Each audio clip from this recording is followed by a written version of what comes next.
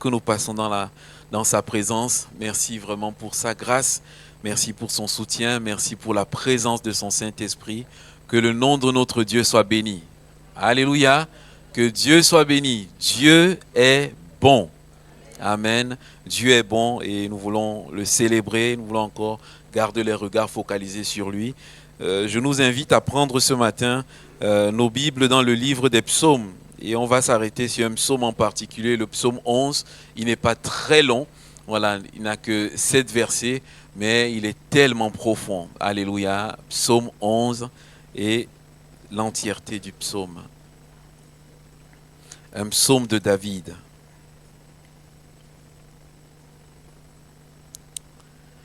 C'est en l'Éternel que je cherche un refuge.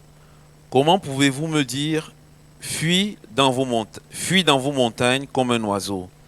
Car voici les méchants bandent l'arc, ils ajustent leurs flèches sur la corde pour tirer dans l'ombre sur ceux dont le cœur est droit. Quand les fondements sont renversés, le juste, que ferait-il? L'Éternel est dans son saint temple, l'Éternel a son trône dans les cieux. Ses yeux regardent, ses paupières sondent les fils de l'homme.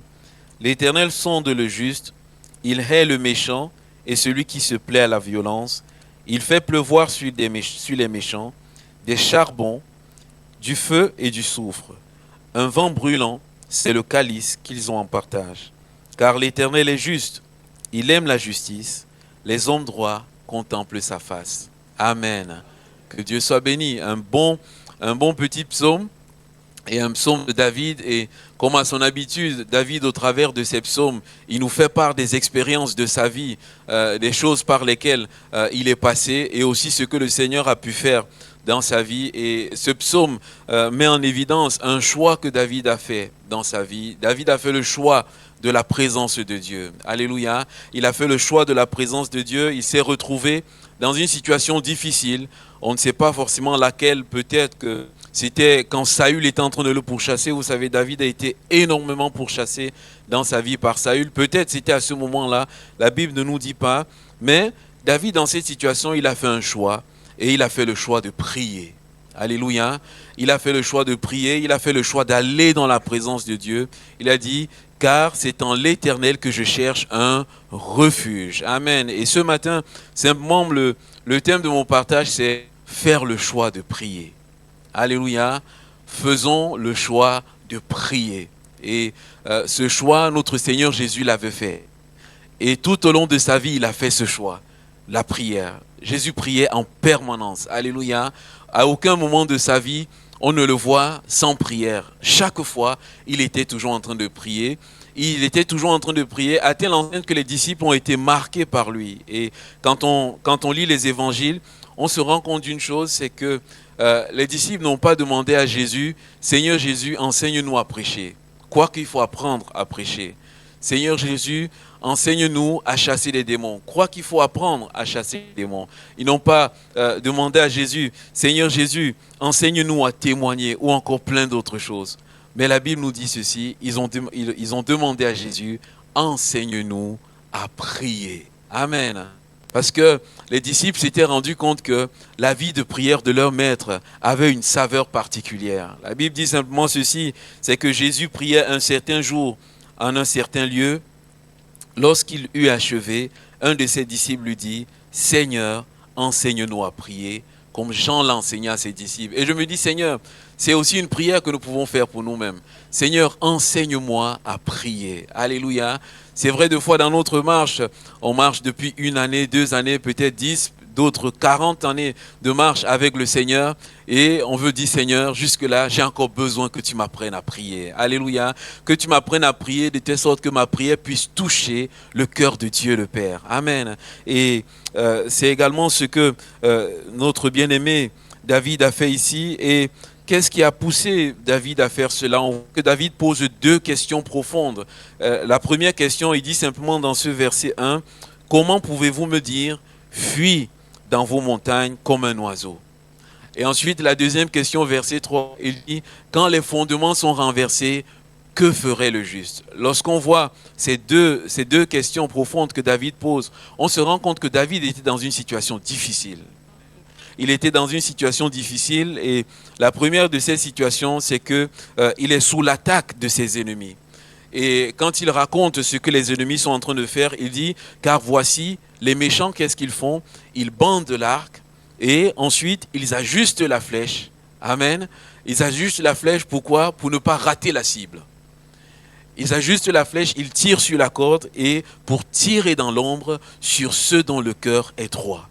David était conscient qu'il y avait ses ennemis qui étaient planqués. Et bien aimé, ce que David nous dit ici, c'est souvent ce qui arrive dans nos vies. C'est que l'ennemi de nos amis, il est là et qu'est-ce qu'il fait? Il bande l'arc. Il ajuste la flèche parce qu'il ne veut pas nous rater.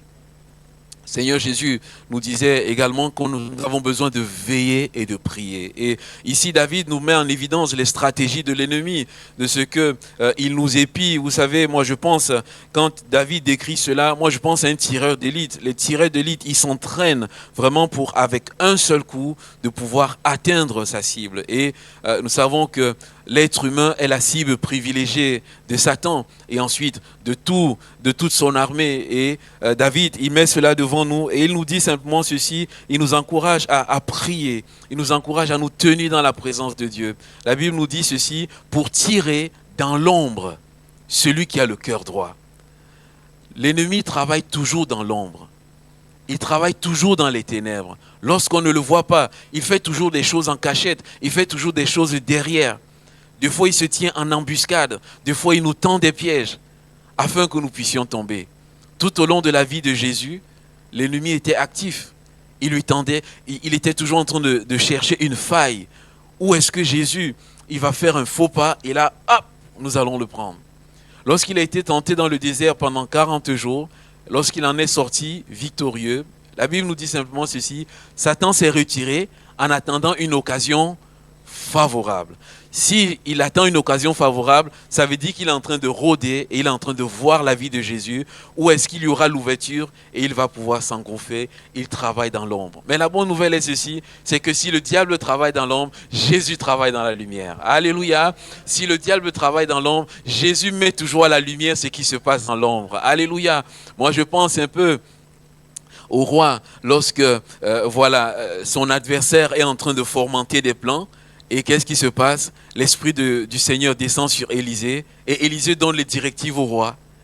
Et lorsque l'armée ennemie arrive, elle se rend compte que le roi avait quelques coups d'avance sur lui. Et il réunit son conseil un peu de sécurité et il pose cette question. Mais quelqu'un va-t-il me dire, celui qui est parmi nous qui est un traître, je paraphrase, celui qui est parmi nous est comme une taupe qui va raconter au roi ce que je suis en train de dire. Et là, il y a un parmi eux qui va dire, ô roi, il y a Élisée qui raconte ce que toi tu dis dans ta chambre à coucher. Alléluia. Mon frère, ma soeur, on peut faire confiance à Jésus. On peut faire confiance au Saint-Esprit. Alléluia.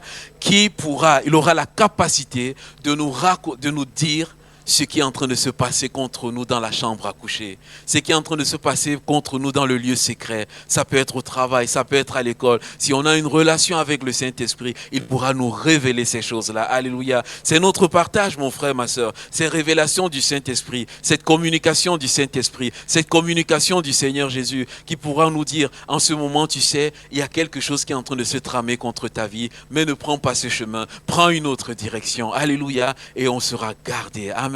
Merci Seigneur parce que tu travailles à la lumière. Et David nous dit simplement ceci, après l'activité des méchants, après l'activité du mal, il dit également ceci, lorsque les fondements sont renversés, que ferait le juste? Et il y a les méchants qui travaillent, mais également il y a les fondements qui sont renversés. Et on sait une chose, c'est que le propre du méchant, le propre du mal, c'est de renverser les fondements. On sait que le dessein de Satan, c'est de renverser les fondements. Et j'ai regardé un peu ici, déjà ce verbe renverser. Dans ce verbe renverser, la pensée elle est la suivante, précipiter, détruire, briser, ruiner, ravager, rompre, arracher et abattre. Lorsque les fondements sont détruits, abattus, ruinés. Et de quel fondement s'agit-il? Quand on lit ce passage dans la version hébreu, le fondement principal, c'est la loi divine, la vérité, les valeurs de Dieu. Lorsque la loi divine, la vérité, les valeurs de Dieu sont renversées, Satan, l'ennemi de nos âmes, il n'a qu'un seul désir, c'est de renverser les valeurs divines. Amen. C'est de renverser les valeurs de Dieu, c'est de tout changer, de tout détruire, de rompre, d'arracher et de détruire. Il a fait dès le début du monde, mon frère, ma soeur. Il a fait dès le début de la création. Qu'est-ce qu'il a renversé? Il a renversé le couple. Adam et Ève vivaient dans une harmonie, et je peux le dire, parfaite. Et il est venu, il a mis la séduction, et le couple est tombé. Aujourd'hui, mon frère, ma soeur, la première cible de l'ennemi, c'est le couple. Parce qu'il sait une chose, s'il détruit le couple, il a détruit la famille. S'il détruit la famille, il a détruit la société. La société est dans un chaos total. Et aujourd'hui, Satan, il est encore en train de faire la même œuvre. Il veut détruire les couples. Et je veux nous dire ce matin, attachons-nous au fondement de Dieu. Attachons-nous au fondement de Christ. Ce qu'il est en train de faire dans l'ombre, il est en train de mettre en place des plans. Il veut tirer sur des couples. Je veux dire, Seigneur, sa flèche ne m'atteindra pas. Alléluia. Parce que tu m'as donné quoi? Le bouclier de la foi. Le bouclier de la foi afin que je puisse éteindre les traits enflammés de l'ennemi. Éteindre les flèches que l'ennemi va tirer sur mon couple. Seigneur, je décide de protéger mon couple dans le nom de Jésus. Alléluia. Mon frère, ma soeur, si le couple est protégé, la famille est protégée. Si la famille est protégée, la société est protégée. Alléluia. Protège ton couple, mon frère. Protège ta famille. Veille sur cela plus que tout. Alléluia. Et bien-aimé, quand on regarde notre société, il a fait dans le jardin d'Éden. Il a fait tout au long de la Bible. Mais il le fait encore aujourd'hui. Quand on voit combien les couples sont ballottés, quand on voit combien les familles sont ballottées, quand on voit la société qui est en train d'aller à la dérive, il est en train d'agir pour renverser les fondements. Renverser les fondements dans les familles sont détruites. On voit aujourd'hui la position, le rôle de l'homme et de la femme, tout est ambigu. Pourtant, la parole de Dieu nous donne le rôle de la femme, le rôle de l'homme. C'est clairement mentionné dans la parole. Alléluia. Mon frère, ma soeur, tout est chamboulé, tout est en train d'être chamboulé. Le bien devient le mal devient le bien. Mais nous ne sommes pas étonnés parce que la Bible prophétise dessus. Dans Ésaïe 5, la Bible dit que le bien sera appelé mal et le mal sera appelé bien. L'injustice est grandissante, tout est en train d'être renversé. Et la question c'est, que fera le juste? Alléluia. Saisissons ce matin que tel est le but de Satan, de renverser toutes choses. Mais saisissons également que Dieu a un plan. Que fera le juste? Que fera celui qui n'est pas juste? C'est de courir vers Dieu. Alléluia. C'est de courir dans la présence de Dieu. Ici, moi, j'ai été frappé vraiment par la réponse de David dans un premier temps. Du moins, le conseil qu'on lui a donné dans ce verset 1. Il dit ceci: comment pouvez-vous me dire, fuis dans vos montagnes comme un oiseau? Il est dans cette situation, on lui demande de fuir dans la montagne. On sait que l'oiseau, quand il est attaqué, il fuit dans la montagne, il fuit loin. L'image de la montagne, c'est d'être hors de portée du chasseur. C'est vrai ou c'est pas vrai? Un oiseau qui sent sa vie en danger, il va loin. Il sait qu'il est hors de la portée du chasseur. Il faut vraiment que le chasseur soit un bon tireur d'élite pour pouvoir l'atteindre. Donc, l'idée de la montagne, c'est l'idée d'être retiré, d'être à l'écart, d'être en protection. Amen. C'est aussi l'une des raisons pour laquelle l'aigle, qu'est-ce qu'il fait? Jamais on ne verra la maison de l'aigle au sol. Si vous voyez le nid d'un aigle au sol, c'est que c'est un nid qui est tombé. L'aigle est toujours dans les hauteurs. Amen. Parce que lui, c'est un grand chasseur et il sait que lui aussi peut être chassé. Donc, pour pouvoir se protéger, il met son nid là-haut, dans les hauteurs. Être chassé, être dans les hauteurs, c'est vraiment cette pensée de fuir. Et je me dis, oui, c'est une bonne chose. Des fois dans la vie, c'est bien de fuir. Amen. Des fois dans la vie, c'est bien de fuir dans les montagnes.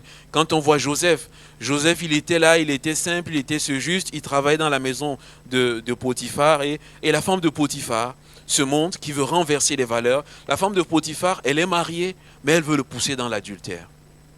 Là, on voit encore Satan qui voulait détruire la vie de Joseph avant l'heure. Et Joseph, qu'est-ce qu'il a fait? Joseph a fui. Il y a des situations où il faut fuir, mon frère, ma soeur. Amen. David était pourchassé en permanence par Saül. Saül était rempli de haine contre lui. Et qu'est-ce qu'il a fait? Il a fui. Jésus lui-même, il y a des moments où il a dû fuir. Lorsqu'il a appris que Hérode le cherchait et que Hérode avait tué Jean-Baptiste, lui-même, la Bible dit, il a fui. Il y a des moments où il faut fuir. L'apôtre Paul a conseillé à Timothée, Timothée, fuis les passions de la jeunesse. Amen. Il y a des moments où il faut fuir les passions de la jeunesse. Il faut fuir toutes ces choses. Il faut dire, Seigneur, je m'éloigne de toutes ces choses. Alléluia.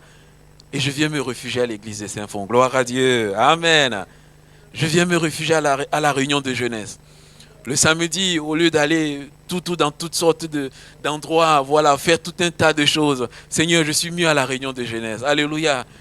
Au lieu le samedi soir d'aller dans des endroits tellement obscurs et puis de passer la grasse matinée le matin. Seigneur, je pouvais fuir, dormir à 19 heures et être là à 9h30 le matin, prêt à louer mon Seigneur. Alléluia. Amen. Lorsqu'il y aura une descente de policiers ou bien lorsqu'il y aura tout un tas de choses, je suis sûr d'une chose, je ne pourrai pas être parmi. Parce que quand c'est arrivé, je dormais chez moi. Alléluia. Et le matin, je suis là pour louer le Seigneur. Fuis les passions de la jeunesse. Il est bon de fuir. Amen. Mais des fois, malheureusement, quand il a été beaucoup question de la tempête et des difficultés. Fuir dans des bons endroits, mais des fois, on peut fuir dans les mauvais endroits. Des fois, dans la tempête et dans la difficulté, on peut fuir dans le déni. On peut fuir dans la peur. On peut fuir dans la colère. On peut fuir dans tout un tas de choses interdites qui est néfaste pour notre santé. Mais ici, David nous dit simplement, s'il est vrai que des fois, il est bon de fuir, mais la chose à faire, la chose idoine à faire, c'est d'aller dans la présence de Dieu. C'est de tout déposer auprès de Dieu. C'est de prier le Seigneur. Alléluia. De prier davantage. Quand je suis dans la tempête, quand je suis dans la difficulté, quand il y a les contrariétés, quand ça ne va pas, quand je ne sais où donner la tête, je dis Seigneur, je vais faire le choix de prier. Même si les choses ne changent pas, même si rien n'avance, Seigneur, je vais faire le choix de prier. Alléluia. Parce que je sais que dans la prière, tu feras quelque chose. Alléluia. Je sais que dans la prière, tu transformeras les temps et les circonstances. Je sais que dans la prière, il y a toujours une réponse que tu vas mettre en route, Seigneur. Elle n'est pas encore en route, Seigneur, tu vas la mettre. Elle est déjà en route, elle va arriver jusqu'à moi. Seigneur, je veux faire le choix de prier. David, il a fait ce choix de prier. Et si peut-être c'est la même chose que vous. Moi, dans ma Bible, lorsqu'il a posé la question que ferait le juste, il est marqué juste un trait. Et deux fois ce trait ou encore la pause marque un changement dans le psaume. Peut-être qu'à ce moment-là, c'est le temps où David a pris le temps et il a prié. Et à un moment donné, le ton du psaume change et David dit simplement ceci, l'Éternel est dans son Saint-Temple. Alléluia. Le méchant, il bande de l'arc. Il ajuste la flèche. Mais quand je prends mon temps de prière, j'ai une révélation, c'est que l'Éternel est dans son Saint-Temple. Alléluia. Le Saint-Temple, le temple bien-aimé, c'est l'image de la communion avec Dieu. C'est l'image de l'intimité, de la prière, de l'intercession avec Dieu. Alléluia. Le temple aussi, c'est cette pensée que le Seigneur Jésus mettait devant nous, c'est que ton Père est là dans le lieu secret. Le temple, c'est le lieu où Dieu, il réside. Alors David nous dit ceci, l'Éternel est dans son Saint-Temple, c'est que qui est la tempête, qui est le vent, qui est la pluie, qui est les difficultés, tu le trouveras toujours au même endroit. Il n'a pas changé d'adresse. Alléluia. Deux fois, vous et moi, on peut changer d'adresse. Et deux fois, pour nous retrouver, c'est compliqué. Mais Dieu n'a pas changé d'adresse. Pour le retrouver, ce n'est pas compliqué. Il est dans son Saint-Temple. Alléluia. Deux fois, certaines personnes disent, mais je cherche Dieu, mais je ne le trouve pas. Peut-être que c'est le cas de quelqu'un ce matin, mais moi je veux lui dire, Dieu n'a pas changé d'adresse. Il a toujours la même adresse. Et son adresse, c'est dans le lieu secret. Son adresse, c'est dans le Saint-Temple. Si tu vas dans le lieu secret, si tu vas dans le Saint-Temple, tu te mets dans sa présence, tu pries, le Seigneur, il interviendra et il agira un jour ou l'autre. Alléluia. Et il changera la situation. Plusieurs passages de la Bible nous mettent devant nous cette réalité. Moi, je pense au prophète Ésaïe qui avait commencé son ministère et à un moment donné, en Ésaïe 6, la Bible dit, au temps de la mort du roi Osias, Ésaïe, il a eu une vision. Et qu'est-ce qu'il voit? Il voit l'Éternel qui est dans son temple. Amen. Il avait toujours servi le Seigneur, il avait prêché partager des prophéties. Mais ce jour-là, il a vu le Seigneur dans son temple. Et quand il a vu l'Éternel dans son temple, assis sur son trône, il a vu la gloire du trône, la vie du prophète Ésaïe a changé. Quand vous lisez le livre d'Ésaïe, à partir de Ésaïe 6, on voit un basculement dans le ministère d'Ésaïe. Pourquoi? Parce qu'il a vu la gloire de Dieu. Il a vu l'Éternel dans son saint temple. Il a vu toute la puissance qui était là. Et sa vie a changé. L'Éternel est toujours dans le temple. Et si je vais dans le temple, ma vie va changer. Alléluia, ma vie va changer. Bien-aimé, je nous le garantis, notre vie va changer quand on va dans le temple. Moi, je pense également à un autre homme, Jonas. Jonas, il avait fui, mais pas dans la bonne direction. Il avait fui la volonté de Dieu. Il avait désobéi à Dieu. Il est descendu au plus profond dans le bateau. Et dans le sein du bateau, à un moment donné, ses amis, avec la tempête qui était là, l'ont pris, on l'a jeté à la mer. Et à la mer, il y a un poisson qui l'a avalé. Et alors que Jonas était au plus profond de l'abîme, Jonas dit ceci: quand mon âme était abattue au-dedans de moi, je me suis souvenu de l'Éternel. Et ma prière est parvenue jusqu'à toi dans ton saint temple. Alléluia. Jonas, il était au plus profond du ventre du poisson et il s'est souvenu de l'Éternel. Il s'est souvenu que l'Éternel est celui qui est dans son saint temple. Alléluia. Jonas ne s'est pas dit dans le ventre du poisson, est-ce que si je prie, ma prière va même sortir du ventre du poisson? Amen. Personne de nous n'a expérimenté cela, d'être dans le ventre du poisson et de prier. Je ne sais pas si vous avez déjà été dans une salle, des fois, ça c'est les ingénieurs du son. Vous savez, des fois, ils vous mettent dans une salle acoustique, et dans la salle acoustique, vous parlez, vous ne vous entendez pas vous-même. C'est une sensation désagréable. Peut-être dans le ventre du poisson, il ne s'entendait pas lui-même. Mais Jonas, il avait cette foi. C'est que s'il prie, sa prière est capable de traverser le corps du poisson. Alléluia. De traverser la mer. Et ensuite de traverser l'espace. Et ensuite d'arriver dans le Saint-Temple. Alléluia. Amen. Oh, j'entends pas trop d'amen ce matin. Peut-être qu'on n'a pas la foi. Que mon frère, ma soeur, ait la foi, que ta prière, même au sein des difficultés, est capable de traverser tous les obstacles imaginables et inimaginables pour arriver dans le Saint-Temple. Il faut activer le levier de la foi, de se dire, Seigneur, ma prière, tu entends ma prière arrive à toi.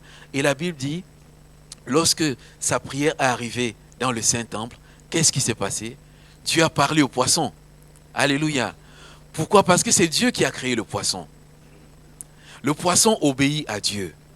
Dieu a demandé au poisson de cracher Jonas. Alléluia. Mais la question qu'on peut se poser, mais cracher Jonas où? Parce que le poisson, il pouvait cracher Jonas n'importe où. On est d'accord? Moi, j'ai appris que les saumons, en une année, sont capables de faire 14 000 kilomètres. Vous savez, lorsqu'ils pondent des œufs, ils naissent sur le rivage parce que le saumon, il naît dans les rochers sur le rivage. Il naît, une fois qu'il naît, il navigue, il peut voyager très très loin. Mais quand il sent que le temps de la ponte arrive, il va revenir là où il est né pour pouvoir pondre. Et le saumon, il est capable de revenir. Mais ce poisson-là, on ne sait pas où il était. Peut-être il était dans une autre extrémité. Si ça ne dépendait que de lui, peut-être qu'il pouvait cracher Jonas dans une autre extrémité.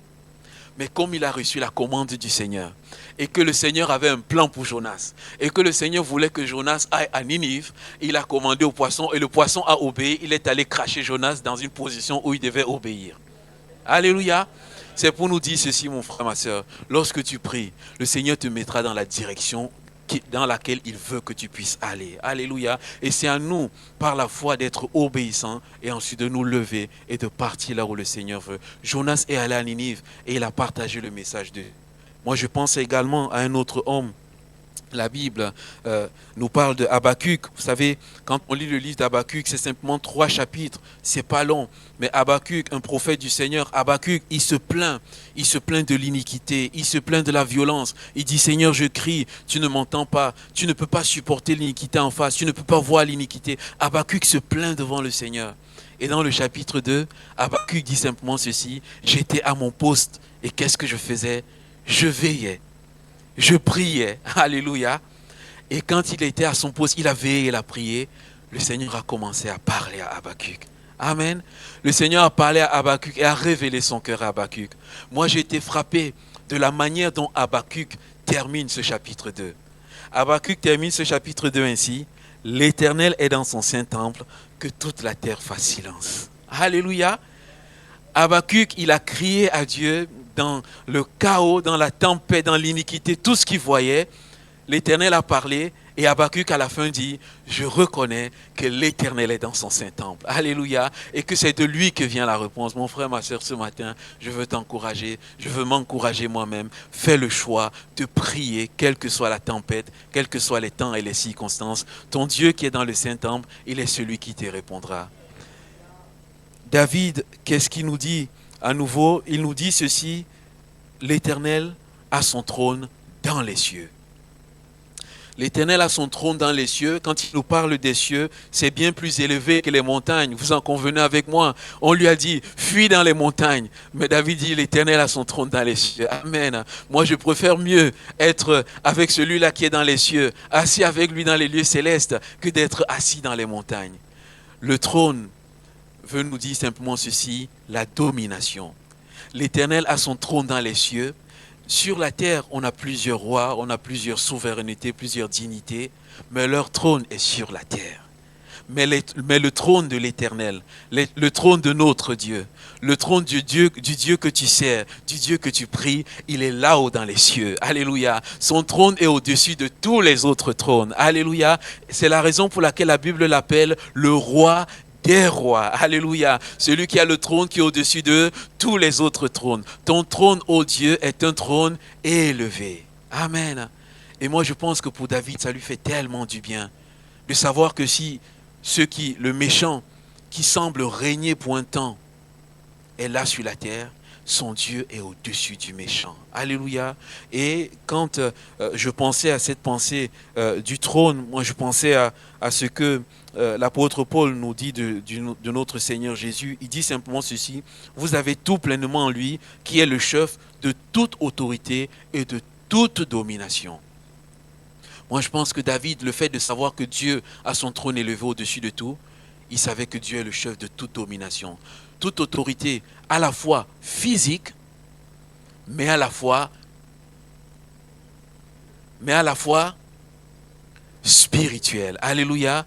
C'est la raison pour laquelle on n'a pas à avoir peur des dominations spirituelles sur la terre. Alléluia.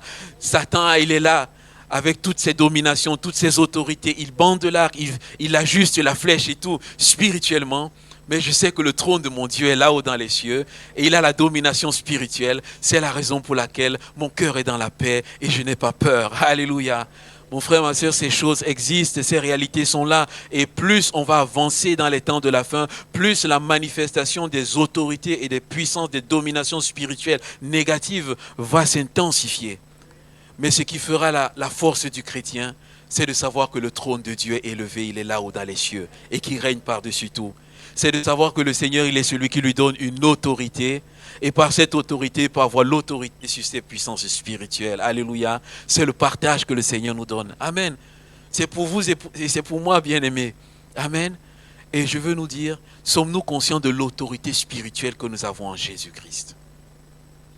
Ah, je n'ai entendu qu'un seul amen. Sommes-nous conscients de l'autorité spirituelle que nous avons en Jésus? Je l'ai dit plusieurs fois et je vais encore le redire ce matin. Mon frère, ma soeur, né de nouveau, tu as une autorité spirituelle en Jésus. Tu as besoin de connaître cette autorité. Et quand tu connaîtras cette autorité, tu seras dans la paix, tu seras dans la joie. Parce que l'Esprit de Dieu, lorsqu'il va agir en toi, tu pourras prendre autorité sur toutes ces choses-là qui sont là, qui veulent te ralentir, qui veulent te bloquer. Tu pourras prendre autorité, tu pourras aller de l'avant. Alléluia. Parce qu'en réalité, le Seigneur Jésus ne fera pas ce qu'il t'a déjà donné. Alléluia. Des fois, le Seigneur, moi je pense toujours au domaine de l'armée. Moi je pense toujours au domaine de l'armée ou de la police. Admettons, voilà, mon imagination me transporte dans un exemple. Je suis là sur la route, je vois un automobiliste qui a fait une infraction. Bon, on va dire c'est Antonio, voilà. Je vois Antonio, il a fait une infraction au cours de la route. Alors, je le vois, qu'est-ce qui se passe? J'interpelle Antonio, on est d'accord?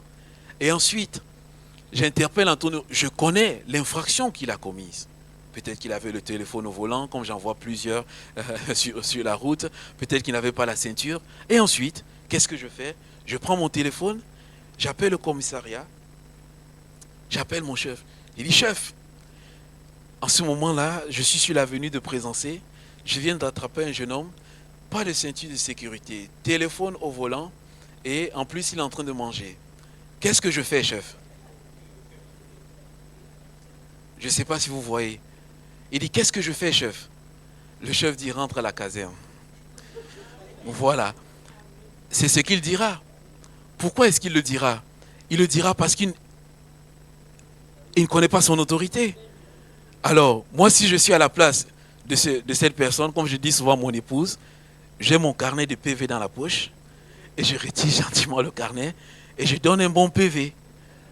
Et s'il n'est pas poli, je rajoute un autre PV. Parce que je connais mon autorité. Alléluia.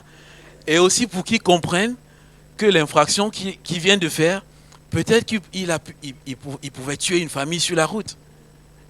J'aligne le PV. Alléluia. Et ensuite, je m'en vais consigner. Et j'ai dit, chef, aujourd'hui, j'ai eu une bonne journée. Alléluia. Gloire à Dieu. Bonne journée dans le sens où j'ai vraiment sanctionné les infractions qui étaient légitimes. Alléluia. Bon, parce qu'on sait aussi, voilà, je ferme la parenthèse. Mais simplement de dire ceci, Seigneur, donne-moi de prendre conscience de mon autorité en Christ. Et quand je connais mon autorité en Christ, Seigneur mon Dieu, je pourrai faire ce qu'il faut. Et ma question c'est, quelle est la situation qui assiège ton cœur? Qui est celui qui s'est assis sur le trône de ton cœur? Qui est celui qui a pris le règne de ton cœur? Vous savez, deux fois sur notre cœur, il y a d'autres rois qui peuvent venir se mettre là. Ce matin, je ne veux pas entrer dans les différents détails des différents rois qui peuvent être sur notre cœur, mais je veux nous poser la question, quelle est la chose qui est le roi de ton cœur ce matin? Quelle est cette chose qui est le roi de ton cœur ce matin? J'ai entendu quelqu'un dire Jésus, gloire à Dieu. Mais si ce n'est pas Jésus, déclare simplement, l'Éternel a son trône dans les cieux. L'Éternel que je sais a son trône dans les cieux. Et parce qu'il a son trône dans les cieux, son trône va prendre la victoire sur celui qui a établi le trône dans mon cœur, au nom de Jésus. Alléluia. Ne sors pas ce matin. Ne sors pas ce matin de ce lieu. S'il y a quelque chose qui est sur le trône de ton cœur, et si tu as la foi que Dieu qui règne a la capacité de déloger celui qui est sur ton cœur, tu peux expérimenter une victoire particulière ce matin, au nom précieux et puissant de Jésus. Alléluia. Saisis-le ce matin. Amen. Saisis-le. Le Seigneur va siéger sur ton trône. La Bible nous dit simplement, l'apôtre, du moins David, il continue dans ce temps où il est dans la présence de Dieu, il dit simplement ceci, l'Éternel regarde, ses yeux regardent et ses paupières sondent les fils de l'homme. Vous savez, ce sont des détails, lorsqu'on lit la parole, des fois on passe rapidement. Je me suis dit, mais David, tu dis les paupières de Dieu sondent le fils de l'homme. Non pas simplement sondent les justes, mais sondent les fils de l'homme, sondent tout le monde. David est en train de dire ceci, c'est vrai, les méchants étaient là, ils sont en train de m'épier, ils sont en train de faire toutes sortes de choses, mais quand j'entre dans le Saint-Temple et je suis en contact avec mon Dieu, je réalise une chose, c'est que Dieu voit tout. C'est que Dieu connaît tout. C'est que Dieu sonde tout jusqu'en profondeur. Alléluia. Et de savoir cela me donne la paix dans le cœur. Et lorsque David a réalisé cette vérité, David continue et il dit simplement ceci. Il a réalisé une autre chose, c'est que l'Éternel est juste. L'Éternel sonde les justes. Mais l'Éternel dans sa justice, qu'est-ce qu'il fait? Il dit, il a une haine pour le méchant. L'Éternel, il a une haine pour le méchant. Il a une haine pour celui qui se plaît à la violence. Et je veux dire, Seigneur, que je ne sois pas de celui-là qui se plaît à la violence. Parce que quand je suis dans une situation de violence ou de mal, Seigneur, ce n'est pas l'amour que tu as contre moi, mais c'est l'opposition que tu as contre moi. Seigneur, que je ne sois pas dans ce côté-là. Alléluia. Et non seulement le Seigneur a une haine, mais il dit ceci, il fait pleuvoir sur les méchants des charbons, du feu et du soufre. La Bible nous parle du jugement.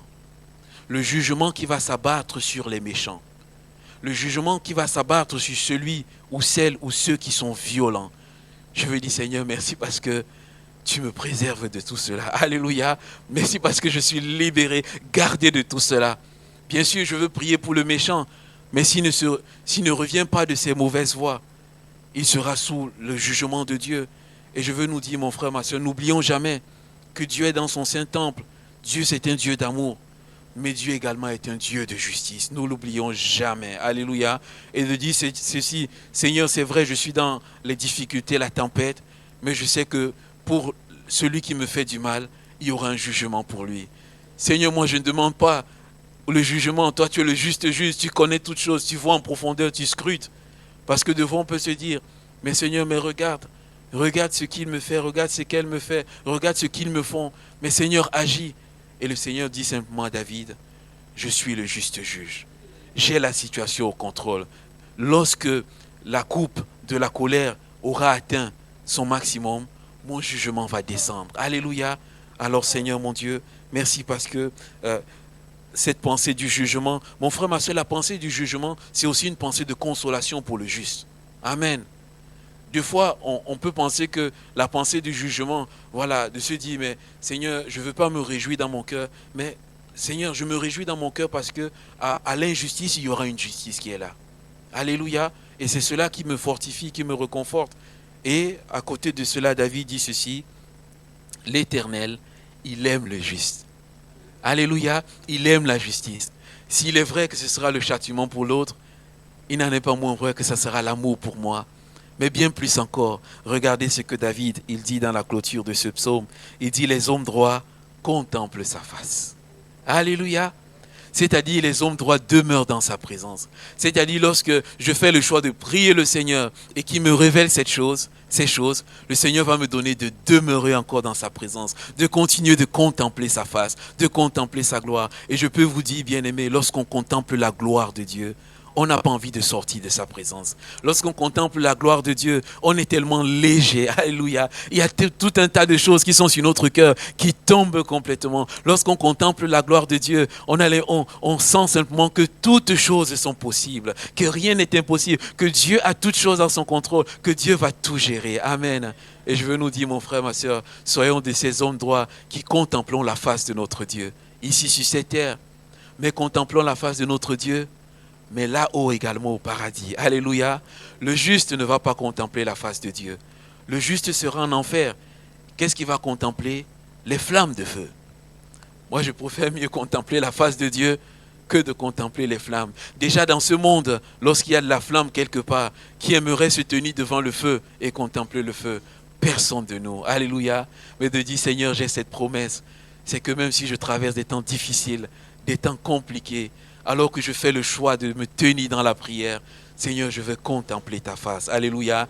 Je veux contempler tes merveilles. Je veux contempler ta gloire. C'est cette gloire-là qui me permettra de marcher sur cette terre. Et c'est cette gloire qui me permettra d'entrer un jour dans la gloire éternelle. Alléluia. Seigneur, que ton nom soit béni. Ce matin, le thème de mon partage, c'était « Fais le choix de prier ». Fais le choix de prier. Quelle que soit la situation. Même si dans ton cœur, ton désir, c'est peut-être de murmurer.